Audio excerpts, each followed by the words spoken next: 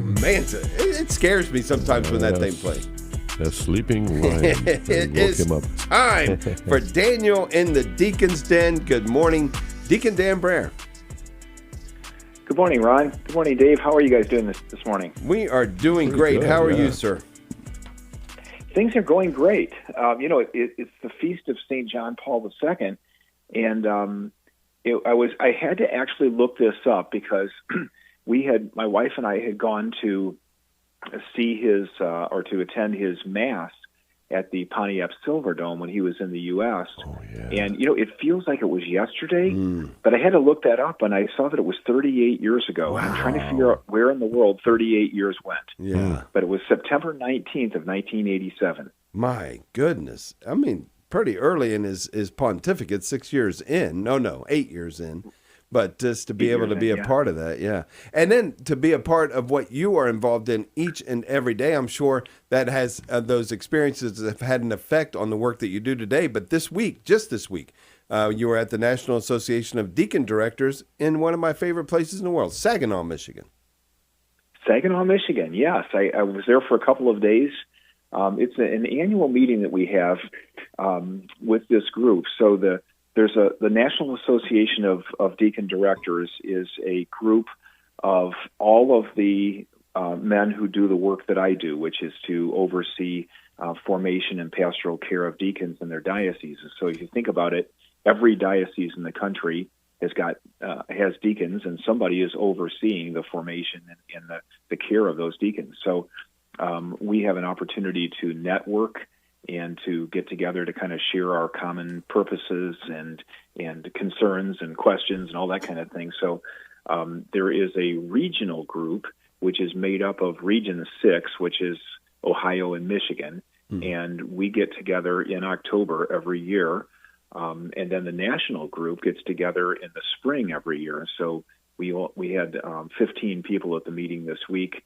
And when we get together in the spring, there'll be 100, 150 of us that will gather in Fort Worth, Texas, actually, for a couple of days to kind of share what we're doing. And it's just a good opportunity to get a sense of how others are doing the same kind of things that I'm doing on a day-to-day basis. I always come back energized, because you recognize this common mission that we share. So we were up in Saginaw, and their kind of pastoral center there is beautiful. They have a building that houses the bishop's office and chancellor and so forth. But then down a hallway from there's a convention center where they actually have meeting rooms, and there are, I think, 35 or 40 sleeping rooms so that they can hold, overnight guests and retreats and so forth. So it was a really nice setting to get together with all of these guys. Wow. So there were several topics that were on the table. Every year we kind of identify some things that we need to talk about. So one of the first things that came up at the meeting was I got a huge shout out and thank you from the other deacon directors for Bishop Thomas's article that he wrote, or his letter that he wrote on gender. That has become really a thing around, not only in our region, but around the country of people getting copies of it and having conversations, studying it. So I haven't even had a chance to tell the bishop yet but it was. He listens every morning. You just told him. Yeah. He I listens just every did. morning. Yeah. I'm just kidding. Go ahead. I'm sorry. I didn't mean to interrupt. Thank you. I can check that off my list. So, a brilliant document, and others recognize that. So it's good to know that it's in the hands of deacons and priests and laity around our whole region. Another thing that we talked about was the Deacon magazine. So maybe our listeners may not be aware of this, but there is a magazine that comes out several times a year. It's been published for years and years by our Sunday Visitor.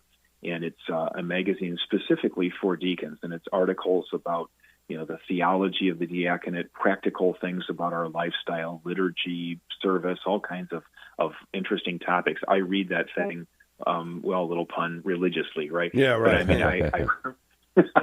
But I always use that the articles in there, as references for other things that I do.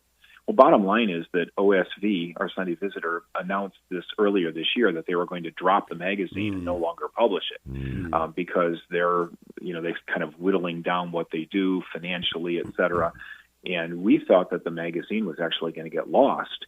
And in the end, in a deal cut this summer, or late this summer, the NADD, National Association of Deacon Directors, is going to take over the magazine. Oh, wow. Nice. Yeah, isn't that cool? Are you going to be the editor?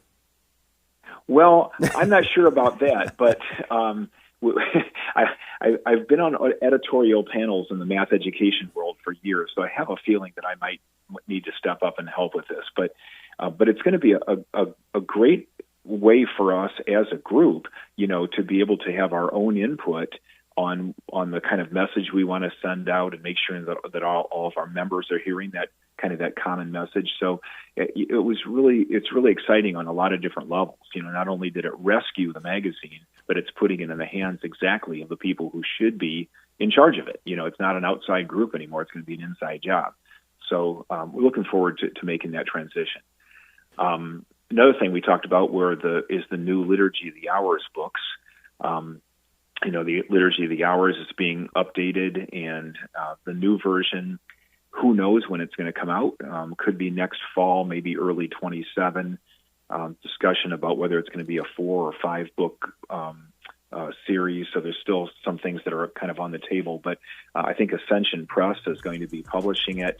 And I don't know the details yet, but I do know there's a lot of excitement around the fact that, this is the first revision of the Liturgy of the Hours in over 50 years. Amazing. So, isn't that incredible? Yeah, I've got a couple. I've got a couple questions that have come up based on this conversation. The regional group 6 is Ohio and Michigan, right? Have any fistfights ever broken out over like the Ohio State-Michigan rivalry in the midst of this gathering? Well, we have jokes about that all the time. That's why these meetings go back and forth between Michigan and Ohio. We were in Cincinnati last year, So far, we seem to get along pretty well. And then this is the question that I hear over and over and over again when I tell friends and family that I am have been received into as an aspirant for the diaconate in the Diocese of Toledo. They say, do they have any standards? And so I told them I would pass that on to you. We had discussion about that. That we have the largest aspirancy class of our region. Isn't that crazy? That's awesome. Yeah, 33. Yeah. It's amazing. It's fabulous. Wow. And good guys. Good guys, one and all. Terrific. Absolutely. Deacon Dan, thank you so much. I think you should take over editor of the magazine because, quite frankly, I think 5 hours of sleep a night is excessive. I think you can get by on less. Deacon Dan Brahier. I'll see what I can do. Thank you so much, Deacon. Have a wonderful day. You too.